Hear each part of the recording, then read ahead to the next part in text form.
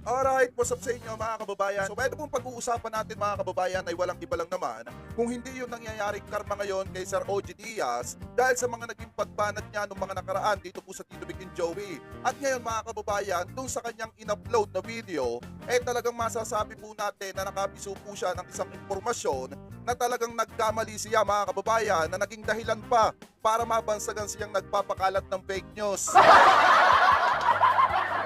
Pero bago po natin pag-usapan ito, ay nais ko po muna sabihin sa inyo na kung kayo po ay bago pa lamang po sa ating YouTube channel, hinihikayat ko po kayo na huwag nyo po sanang kalimutan na i-like itong ating live streaming na ito at huwag nyo na rin pong kalimutan na mag-subscribe dito sa ating YouTube channel. Hit nyo na rin po yung ating notification bell para lagi po kayong updated sa tuwing mag-upload po tayo or magla-live ng mga ganitong klase ng video or issue na nangyayari dito sa ating bansa. At gusto ko din po kayong batiin ng isang magandang umaga, tanghali, hapon, gabi, saan man sulok ng mundo kayo naroroon. Mapa sa Pilipinas man po kayo o ibang bansa, sana po ay nasa mabuti po kayong kalagayan at gabayan po kayo ng ating Panginoon. Mega love shoutout po sa inyo at mabuhay po kayong lahat.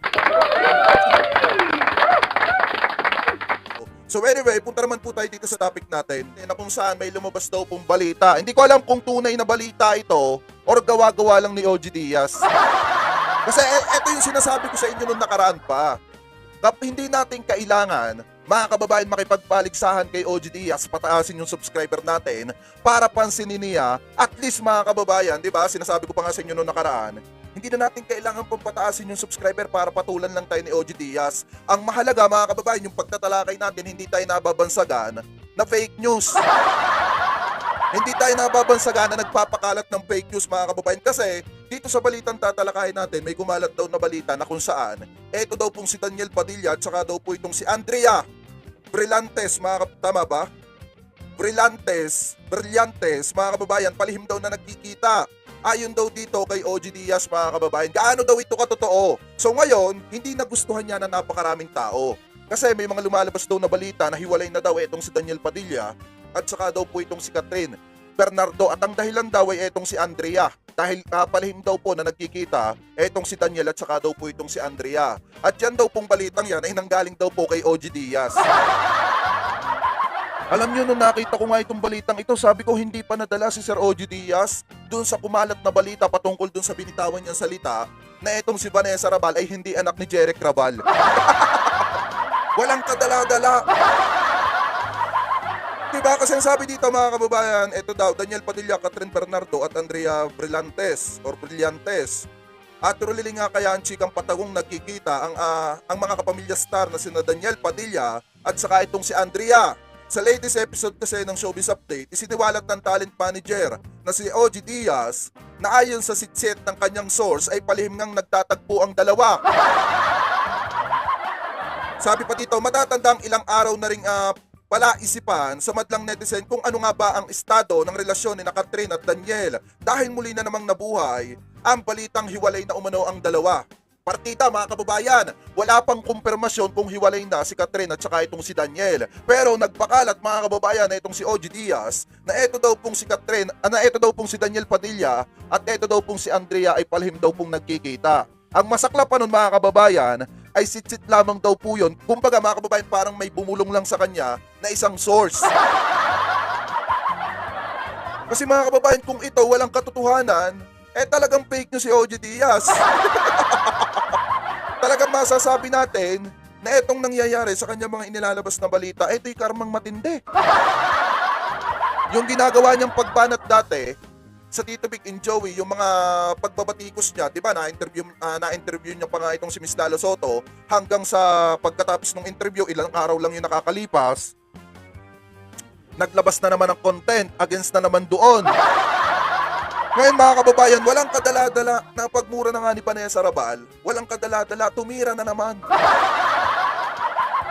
Tumira na naman ang masaklap nun, walang matibay na source, mga kababayan. Kasi kung katulad natin, ano po yung sinasabi ni Sir OG Diaz na bago kami patulan, kailangan muna pataasin muna namin yung mga subscriber namin. Okay na sa amin yung ganito eh. Ang mahalaga mga kababayan, hindi tayo ganitong nababalita sa iba't ibang pahayagan na binansagan at tinataka ng madlang people, ng taong bayan, ng mga legit dabbercats na fake news. Diba, pagpatuloy pa natin, punta naman tayo dito sa next topic natin. Sabi dito, ito basahin po natin galing sa Abante, tunay na tabloidista mga kababayan. Sabi po dito, Katniel fans, nanggigil kay OG Diaz. Bakit daw? Basahin po natin, ito daw, sabi dito. Yan, tinataka ng fake news peddler na mga fan ni Catherine Bernardo at Daniel Padilla ang talent manager vlogger na si OG Diaz. Biruin mo mga kababayan, ikaw ang yabang-yabang mo nung nakaraan. Sasabihin mo, kailangan magpatas muna kami ng subscriber bago mo patulan. Tapos ngayon, tinatakang ka ng madlang people ng sambayan ng Pilipino, ng mga legit dabber gods mga kababayan, na mga kababayan natin dito sa Pilipinas na nagpapakalat ng fake news. Fake news peddler. Gaano katindi nun? Diba sabi ko nga sa inyo mga kababayan, kasi nung mga nakarang araw, tuwan-tuwa itong mga to pag binabanata ng Tito Vic and Joey, sinasabihan si Sir Joey De Leon na kaya daw gumagawa ng issue para mapag-usapan, ano kaya itong ginawa niyang issue ngayon?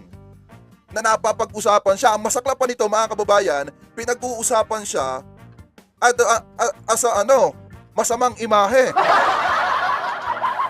Bad influence.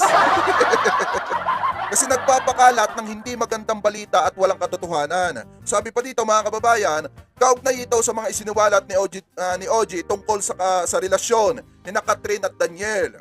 Na ayon naman sa kanyang source at nilinaw at hindi ito kumpirmado. Partida, hindi pa yung kumpirmado Wala pang kumpirmasyon pero ipinagkalat na agad ni OG Diaz na itong si Andrea at saka itong si Daniel ay palihim na nagkikita. At tila may hiwalayang nagaganap di umano kay Catherine at saka dito kay Daniel. Pero inyo nananahimik yung Katniel pero ginawa ng issue partida. Diba sabi pa dito, basahin pa natin. Eto daw, ayon daw kasi sa kanyang source, nagkikita ng palihim sina Daniel at saka Andrea.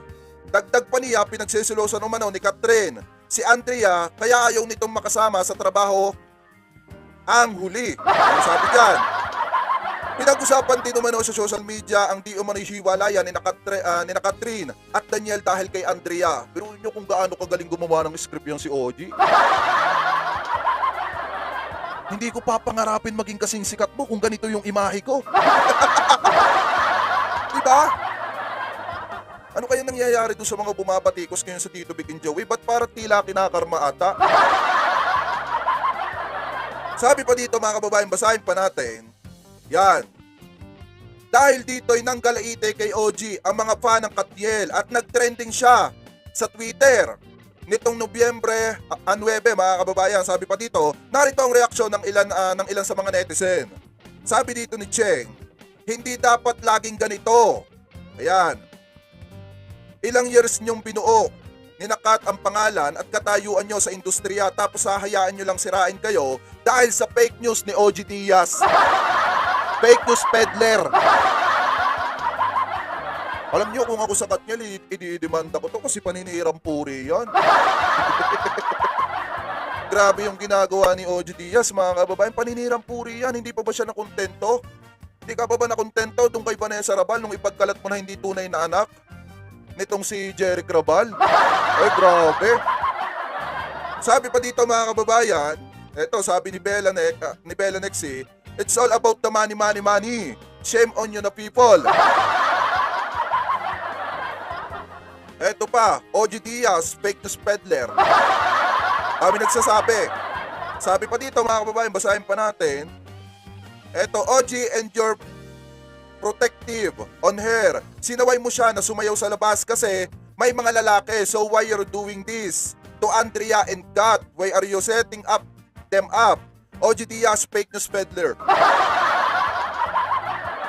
Yan, ang nakalagay pa dito mga kababayan, no? Aha.